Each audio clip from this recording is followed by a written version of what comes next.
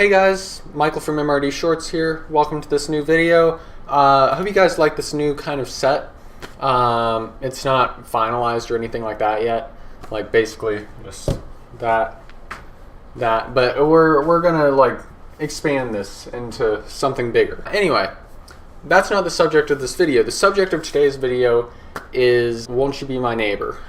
It's supposed to, like, critics have been talking about it since it came out, about how great of a documentary it is. And I finally got the chance to see it, and so I want to talk about it with you guys. Won't You Be My Neighbor is referencing the show Mr. Rogers' Neighborhood, made by Fred Rogers. And it's basically the story of Fred Rogers creating a TV show and kind of his inspiration behind what he did in the show, and kind of explaining how we should move on from that show and how it kind of formed a lot of the minds of this generation. The documentary explains Fred Rogers' life throughout the experience of making the show, all the hardships that he went through, and how he kept in touch with his inner child. They do this through interviews with family members and stars on the show, and it's really like incredibly done. Like that's the simplest way of saying it. Fred Rogers, I grew up watching his show as a young kid, and I still remember that same intro every episode, Won't You Be My Neighbor?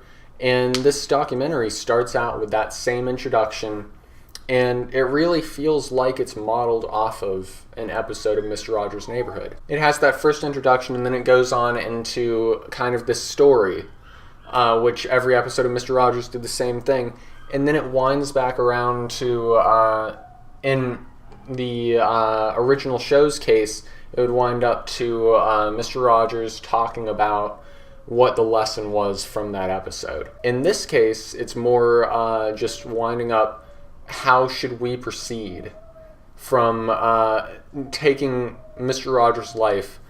How can we proceed and be people like him? The thing that I didn't know going in that I found really interesting was he actually basically single-handedly saved PBS. Back when I think it was Nixon who was president at the time, he basically single-handedly got the funding for PBS to stay on the air, which is incredible. The documentary manages to touch on all of what's going on in his actual life as well, in a very unique way.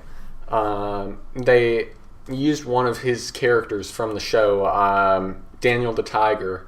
They used that character to represent Fred Rogers throughout his life, and how he showing how he responded as a kid and how he responded throughout the rest of his life to all these things that were happening around him. I walked out of the theater honestly thinking, like, if more people saw this documentary, then the world right now would be so much better of a place than it is right now, because it's really just incredible. The last thing that I'd like to touch on in this is there was one section at the very end where it was just like a minute of just, the interviews were completely silent, and it just had this dialogue from Fred Rogers playing over the top of it, and basically just a moment for the audience and the people in the documentary to just kind of reflect.